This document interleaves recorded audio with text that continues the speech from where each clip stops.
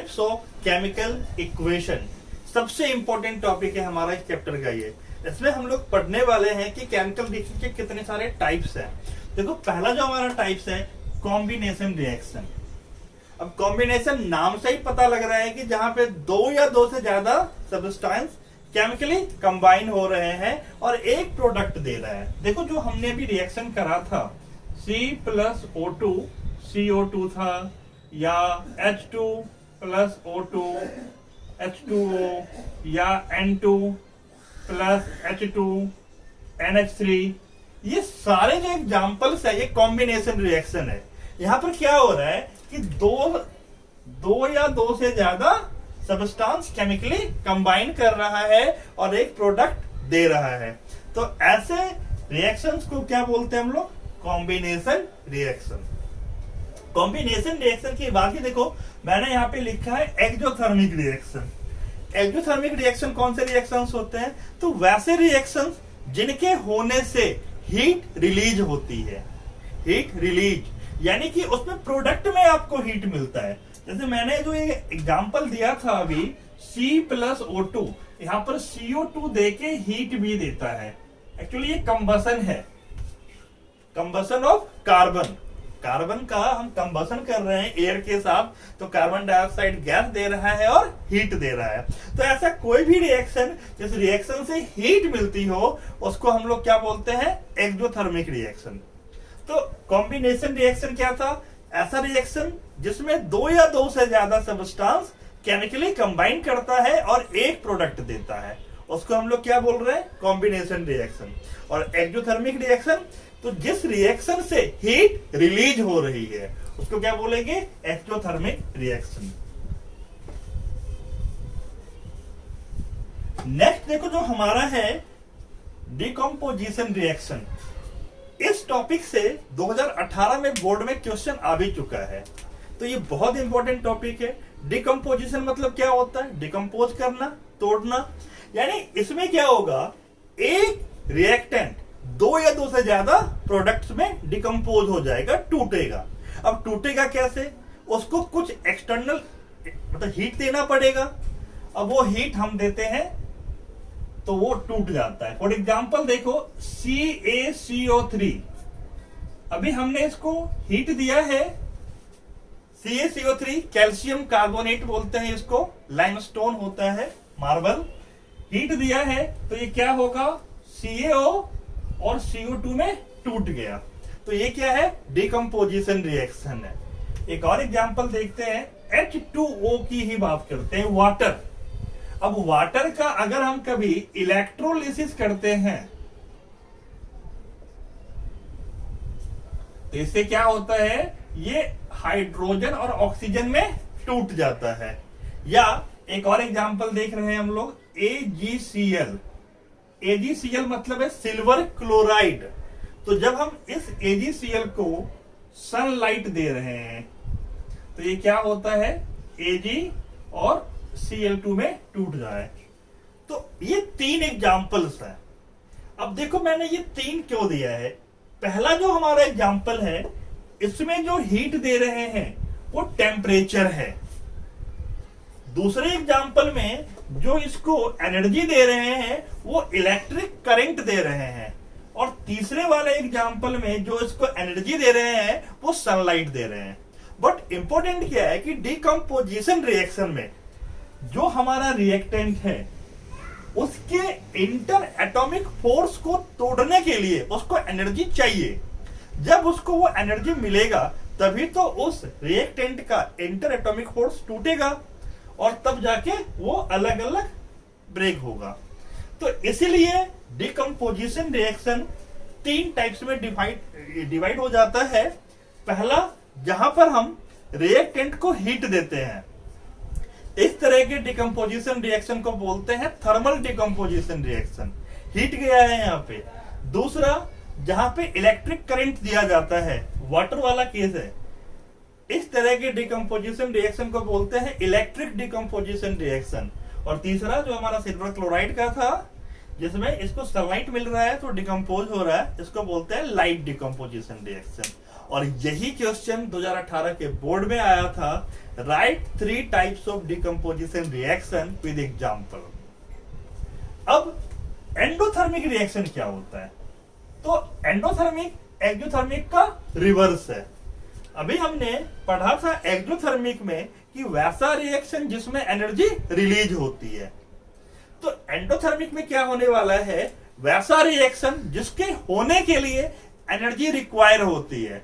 मतलब हम कह सकते हैं कि ये सारे के सारे डिकम्पोजिशन रिएक्शंस जो हैं वो एंडोथर्मिक के एग्जांपल्स हैं, क्योंकि इन तीनों रिएक्शंस में ये कोई भी डिकम्पोजिशन रिएक्शन हो, उसके डिकम्पोजिशन के लिए उसको एनर्जी चाहिए, और अगर किसी रिएक्शन के होने के लिए एनर्जी चाहिए तो उसको एंडोथर्मिक रिएक्शन बोलते हैं।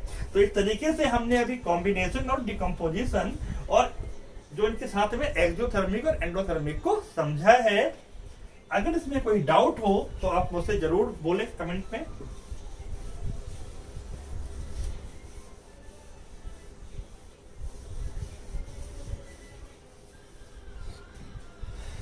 नेक्स्ट जो हमारा है डिस्प्लेसमेंट रिएक्शन।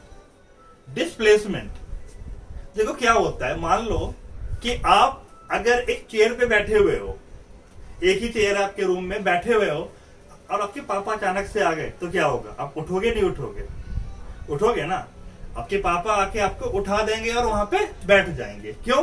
क्योंकि वो आपसे ज्यादा पावरफुल है। बट वही आप उस चेयर पे बैठे हुए हो और कोई आपका छोटा भाई आया है तो आप उठोगे क्या? तो बस वही डिस्प्लेसमेंट में हो रहा है। यहां पर क्या हो रहा है, सपोज करते एक हमारे पास मान लो कि कोई मेटल है और एक दूसरा मेटल है, मेटल बी, लेकिन ये जो मेटल बी है इसका सॉल्ट है यहां पर।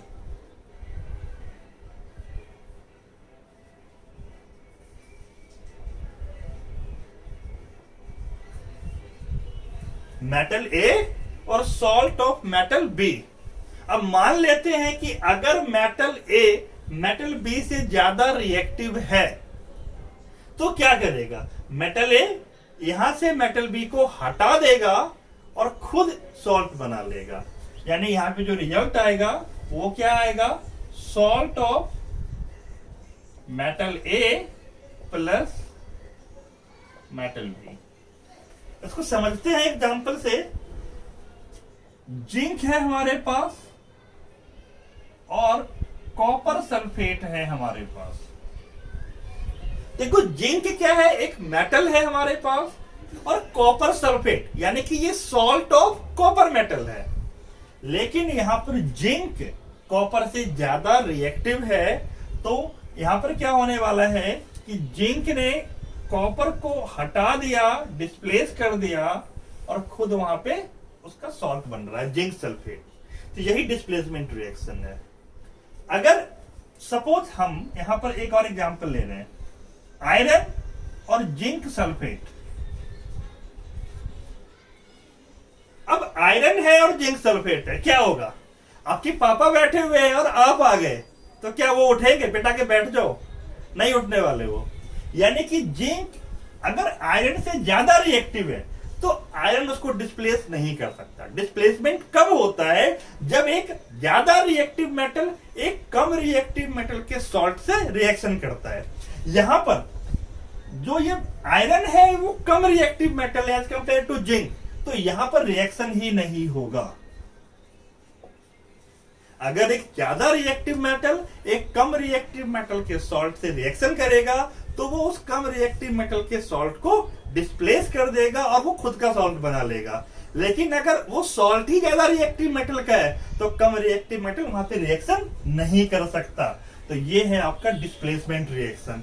इसमें जो रिएक्टिविटी सीरीज है कि आपको कैसे पता कि कौन सा मेटल रिएक्टिव है कौन सा नहीं है, तो आप एनसीईआरटी में 3rd चैप्टर जो आपका मेटल एंड नॉन मेटल है उसमें जाना, एक टेबल बना होगा रिएक्टिविटी सीरीज ऑफ मेटल्स, आप उसको फॉलो कर सकते हो।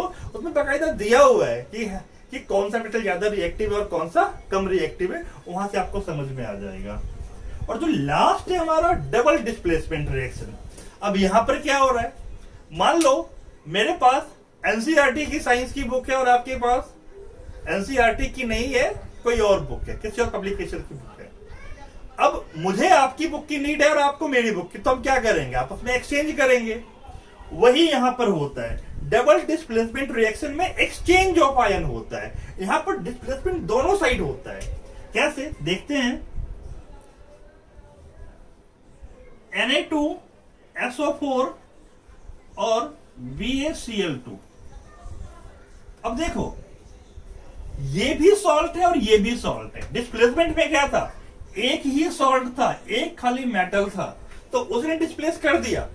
बट डबल डिस्प्लेसमेंट में क्या है, दोनों सॉल्ट है। सॉल्ट मतलब क्या, वहां पर एक केटाइन होता है और एक एनाइन होता है, एक नेगेटिव चार्ज और एक पॉजिटिव चार्ज।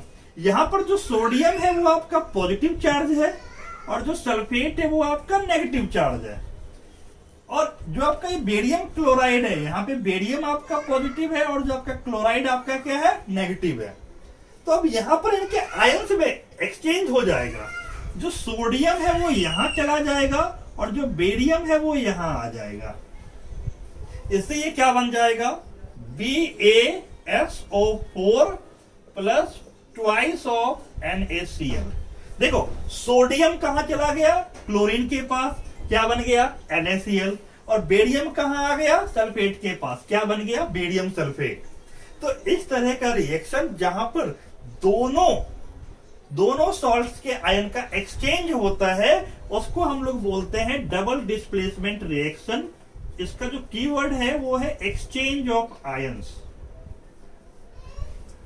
अच्छा, इससे जो लिंक्ड एक और मैंने नाम दिया है प्रेसिपिटेशन रिएक्शन।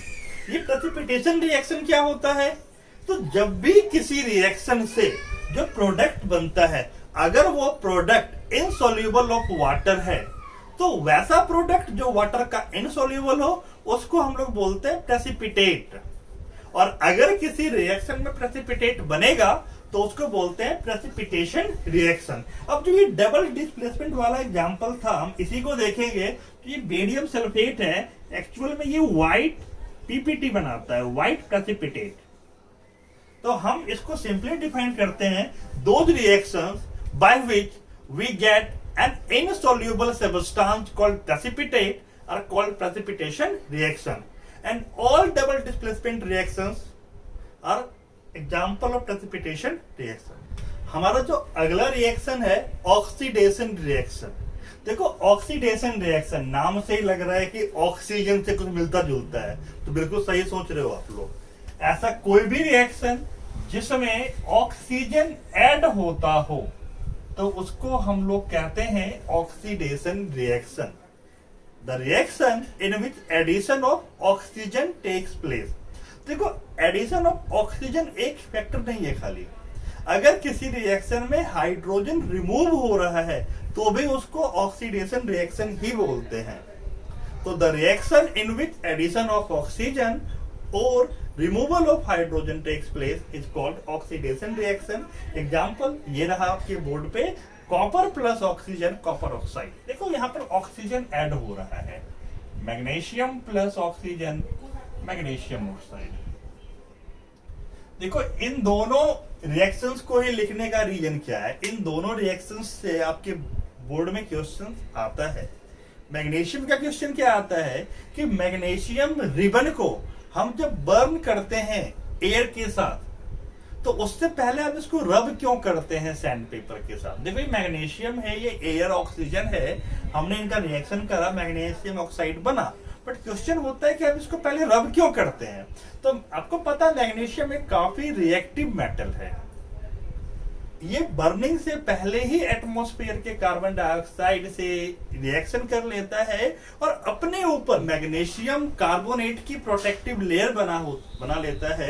तो उससे क्या होता है कि जब मैग्नीशियम कार्बोनेट की लेयर लगी हुई है रिबन पे, अब वो कंबसन कर रहा है, तो वो व्हाइट डैजलिंग फ्लेम नहीं देता, बिल्कुल साफ साफ उसमें जो फ्लेम नहीं निकलता, राख ज्यादा निकलती है, ज्यादा पोल्यूशन होता है। तो उसको अगर हम पहले सैंड पेपर से रब कर लेते हैं तो जो मैग्नीशियम कार्बोनेट की लेयर बनी हुई है वो हट जाती है, अब वहां पे प्योर मैग्नीशियम बचा हुआ है, और जब उसका कंबसन होता है तो वो व्हाइट डैजलिंग फ्लेम देता है। तो ये एक रिएक्शन है, बड़ा इंपॉर्टेंट है ये। और दूसरा एक कॉपर का भी रिएक्शन है। देखो कॉपर का कलर कैसा होता है, ब्राउन, बट जब कॉपर का रिएक्शन ऑक्सीजन के साथ होता है और जो कॉपर ऑक्साइड बनता है तो जो इसका कलर होता है वो ब्लैक होता है। बड़ा इंपॉर्टेंट है ये कलर, याद रखना। एक ऐसा क्वेश्चन आता है, a metal X react with oxygen to produce metal oxide which is black in colour, और जो मेटल एक्स है वो ब्राउन है। तो बच्चे सोचते हैं और मेटल ब्राउन है, ये तो कॉपर हो सकता है, बट क्या वो ऑक्सीजन से रिएक्ट करके ब्लैक होता है?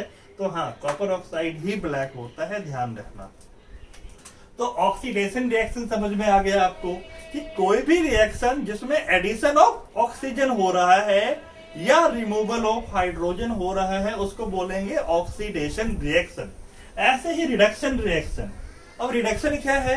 तो ऐसा रिएक्शन जहां पे रिमूवल ऑफ ऑक्सीजन हो रहा है, ऑक्सीजन रिमूव हो रहा है और एडिशन ऑफ हाइड्रोजन, उसको हम बोलते हैं रिडक्शन रिएक्शन। ऑक्सीडेशन का बिल्कुल उल्टा। और जो ये रिडॉक्स रिएक्शन है, देखो जो रिडॉक्स रिएक्शन है, रेडॉक्स रिएक्शन, तो रेडॉक्स दो वर्ड से मिलके बना है, रेड और ऑक्स। रेड फॉर रिडक्शन और ऑक्स फॉर ऑक्सीडेशन।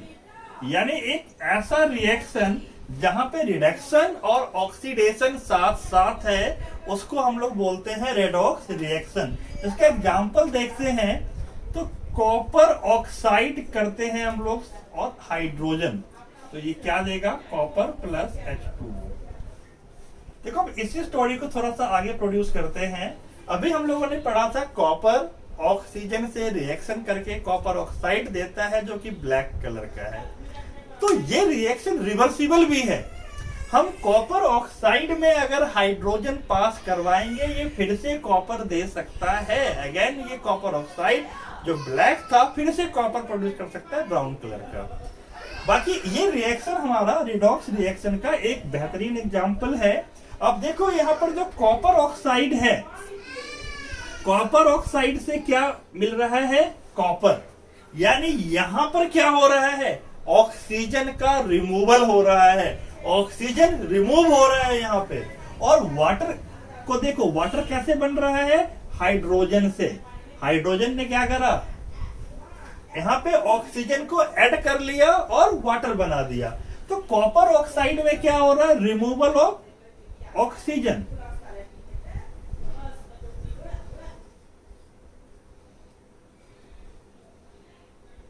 और हाइड्रोजन में क्या हो रहा है? Addition of oxygen. जहां पर कॉपर ऑक्साइड में क्या हो रहा है? रिमूवल ऑफ ऑक्सीजन, तो ये हमारा है रिडक्शन। और हाइड्रोजन में क्या हो रहा है? एडिशन, तो ये हमारा क्या है? Oxidation reaction. तो एक ही रिएक्शन में हम लोग क्या देख रहे हैं? ऑक्सीडेशन भी हो रहा है और रिडक्शन भी हो रहा है, तो ये हमारा है रेडॉक्स रिएक्शन। अच्छा, यहाँ पर एक बात और है, देखो अगर कॉपर ऑक्साइड का रिडक्शन नहीं होता, मतलब अगर कॉपर ऑक्साइड का रिडक्शन नहीं होता, ये ऑक्सीजन नहीं देता, तो क्या हाइड्रोजन में ऑक्सीजन ऐड हो पाता? नहीं। यानी हाइड्रोजन के ऑक्सीडेशन में हेल्प किसने करी? कॉपर ऑक्साइड ने। कैसे? कॉपर ऑक्साइड का खुद का रिडक्शन हुआ और कॉपर ऑक्साइड के खुद के रिडक्शन की वजह से ऑक्सीजन रिलीज हुआ जो हाइड्रोजन के ऑक्सीडेशन में हेल्प कर रहा है। मतलब शॉर्ट में बोले, copper oxide helps hydrogen in oxidation. तो कॉपर ऑक्साइड को ही हम लोग बोलेंगे ऑक्सीडाइजिंग एजेंट। देखो ऑक्सीडाइजिंग, ऑक्सीडाइजिंग का मतलब क्या है कि ये ऑक्सीडाइज करने में, ऑक्सीडेशन में हेल्प कर रहा है। खुद का क्या हो रहा है? रिडक्शन। खुद के रिडक्शन की वजह से क्या हो रहा है? ऑक्सीजन रिलीज हो रहा है। और जब ऑक्सीजन रिलीज हो रहा है तो वो हाइड्रोजन के ऑक्सीडेशन में हेल्प कर रहा है, यानी कि ये ऑक्सीडाइजिंग एजेंट है। तो कॉपर ऑक्साइड जिसका रिडक्शन हो रहा है वो ऑक्सीडाइजिंग एजेंट है, और ऐसे ही हाइड्रोजन जिसका ऑक्सीडेशन हो रहा है वो रिड्यूसिंग एजेंट होगा। बड़ा इंपॉर्टेंट है ये। रेडॉक्स रिएक्शन पूछता है आपसे, बता, और ये पूछता है कि बताओ उसमें कौन सा ऑक्सीडाइजिंग एजेंट है, कौन सा रिड्यूसिंग एजेंट है। चलिए इसमें हम लोग एक एग्जांपल और देखते हैं। देखो यहां पर जो मैंने एक दूसरा एग्जांपल लिया है रेडॉक्स रिएक्शन का, इसमें हमारे पास क्या है रिएक्टेंट में, जिंक ऑक्साइड और कार्बन।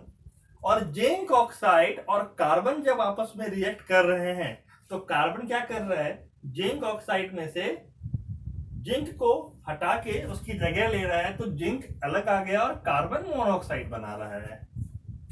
रिएक्शन ठीक है, ZnO प्लस C, और ये क्या दे रहा है, Zn प्लस CO। अब सवाल है कि इसमें रिडक्शन कहां हो रहा है और ऑक्सीडेशन कहां हो रहा है। तो अब देखो जिंक ऑक्साइड, ये जो जिंक ऑक्साइड है, जिंक ऑक्साइड का प्रोडक्ट क्या है, जिंक। ऑक्सीजन कहां गया, रिमूव हो गया। अगर जिंक ऑक्साइड का ऑक्सीजन रिमूव हो रहा है तो ये क्या है, रिडक्शन। और इसी तरह से जो कार्बन है, जो कार्बन से क्या बन रहा है, कार्बन मोनोऑक्साइड, तो कार्बन का क्या हो रहा है, ऑक्सीडेशन। ठीक है, अब चूंकि जिंक ऑक्साइड ऑक्सीजन रिमूव कर रहा है तभी तो कार्बन का ऑक्सीडेशन हो पा रहा है। तो जिंक ऑक्साइड जो कि ऑक्सीजन रिमूव कर रहा है वो ऑक्सीडाइजिंग एजेंट है। ठीक है, और कार्बन जिसका कि ऑक्सीडेशन हो रहा है वो क्या है, रिड्यूसिंग एजेंट। ठीक है, यहां तक जिंक ऑक्साइड ने ऑक्सीजन को रिमूव करा, उसका रिडक्शन हुआ, तो वो क्या कहलाएगा, ऑक्सीडाइजिंग एजेंट। तो ये एक दूसरा एग्जांपल था रेडॉक्स रिएक्शन का। और भी बहुत से एग्जांपल्स आपके एनसीईआरटी में गिवन है, आप उनको देख सकते हो। अब जो हमारा नेक्स्ट टॉपिक है, application of redox reaction in everyday life. हमारे दैनिक जीवन में रेडॉक्स रिएक्शन के कुछ एप्लीकेशंस बताने हैं। तो पहला हम इसमें पढ़ेंगे कोरोजन को और दूसरा पढ़ेंगे रेंसिडिटी को। तो जो पहला हमारा कोरोजन है, देखो क्या होता है, जब भी कोई मेटल अटैक्ड होता है या कांटेक्ट में आता है वाटर के, मॉइस्चर के, ह्यूमिडिटी के, एसिड्स के, तो कहीं ना कहीं उस मेटल के ऊपर एक हाइड्रेटेड सॉल्ट की लेयर बन जाती है। उसकी वजह से वो मेटल कमजोर हो जाता है।